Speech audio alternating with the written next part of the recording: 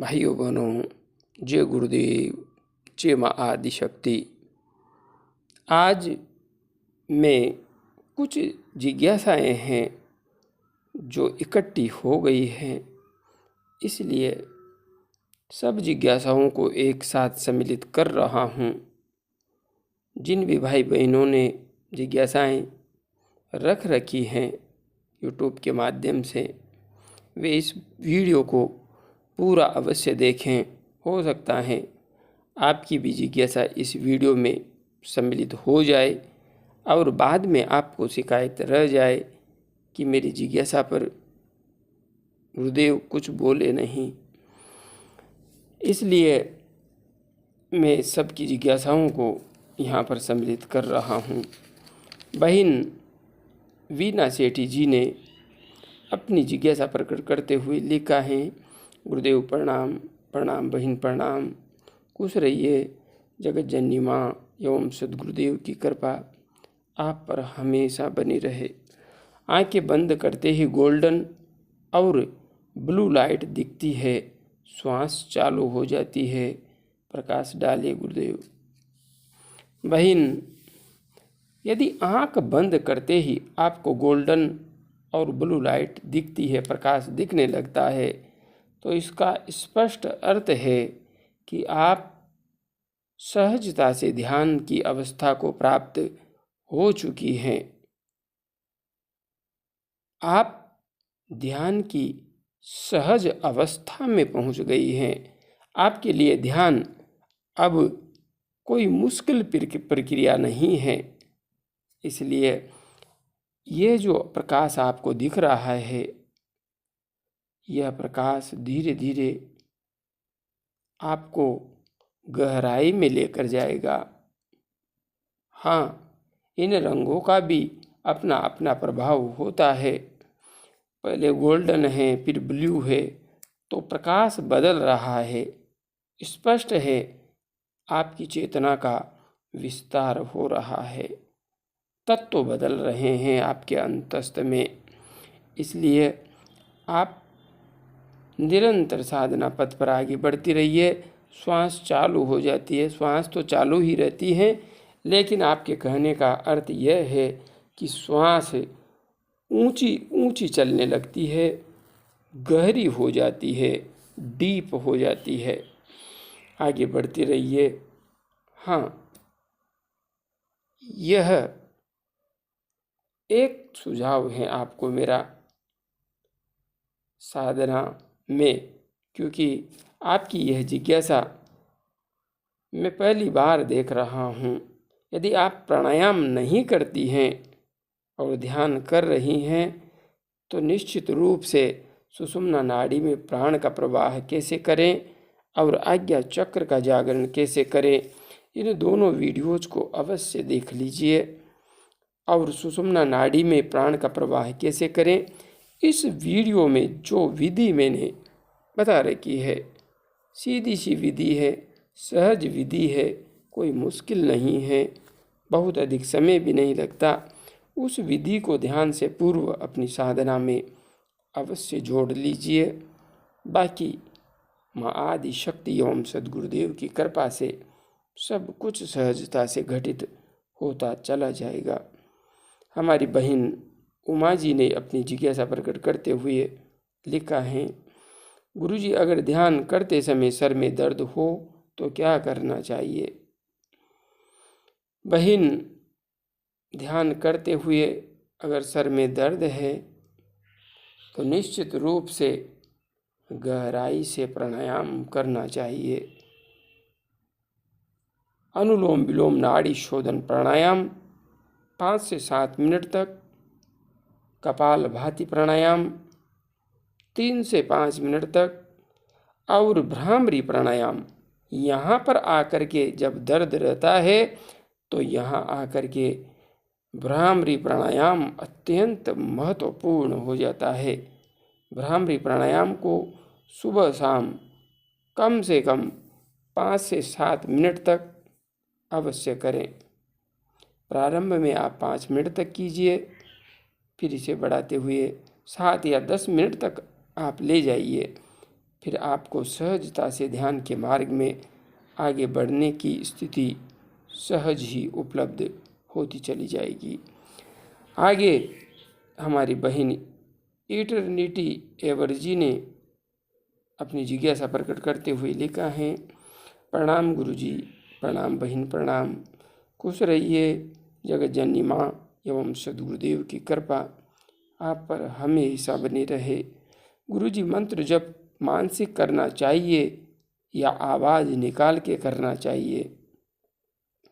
बहन, मंत्र जप की जहाँ तक बात है, तो यदि कोई प्रारंभिक स्तर का साधक है तो उसे हल्की हल्की आवाज़ के साथ, मतलब होठ हिलते रहे, हल्की सी आवाज़ होती रहे और आवाज़ के साथ जप करना चाहिए, क्योंकि उसका शरीर मंत्र जप का आदि नहीं है।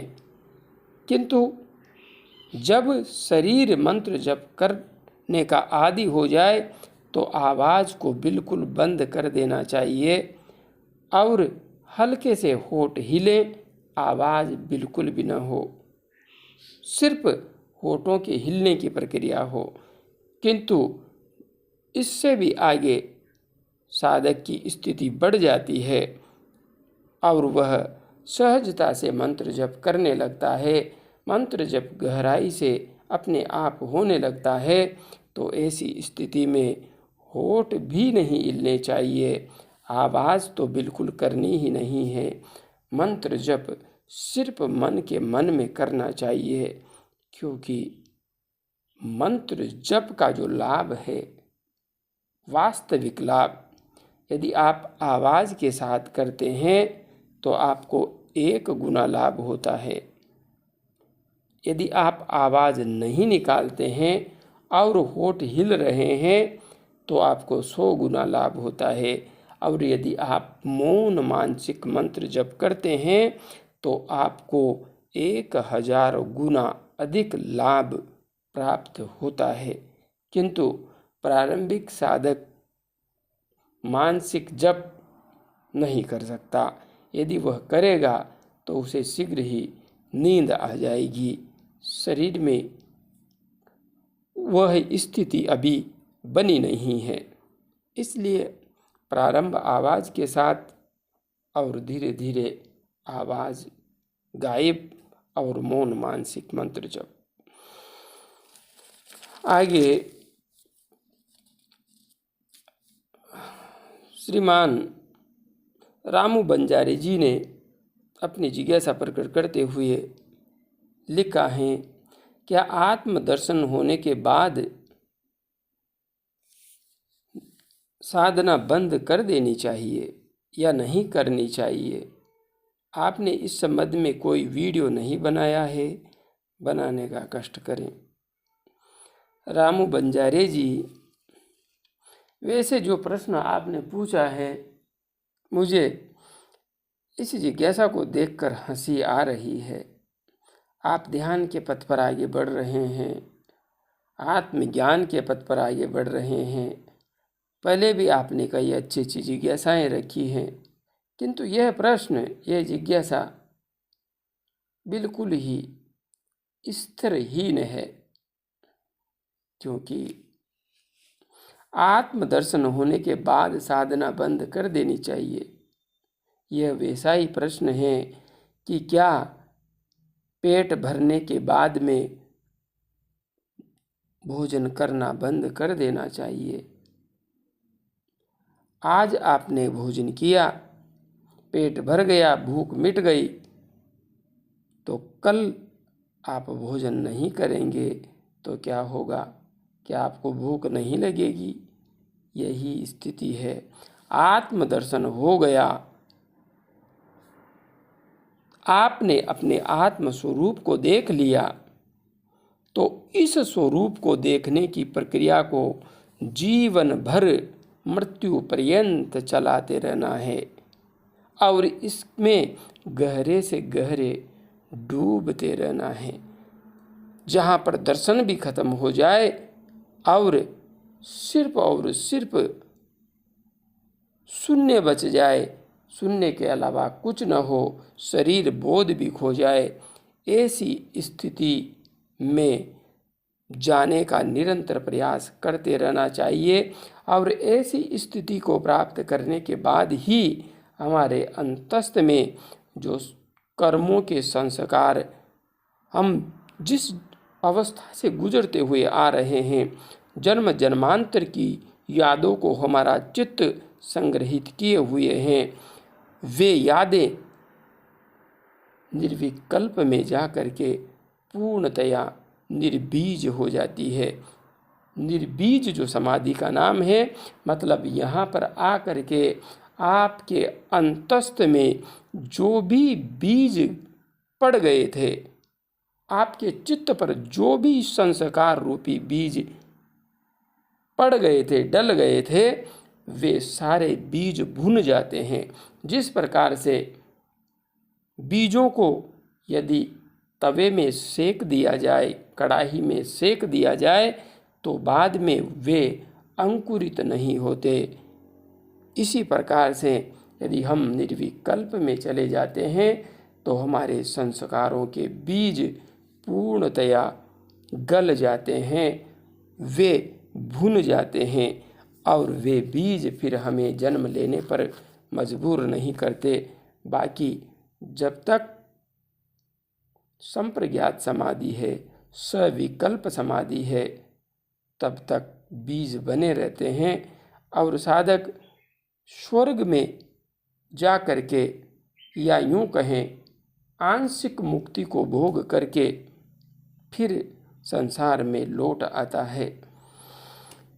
इसलिए जीवन भर साधना करते रहना चाहिए और गहरे से गहरी अवस्था में डूबने का प्रयास करते रहना चाहिए। आगे श्रीमान संजय शर्मा जी ने अपनी जिज्ञासा प्रकट करते हुए लिखा है। प्रणाम।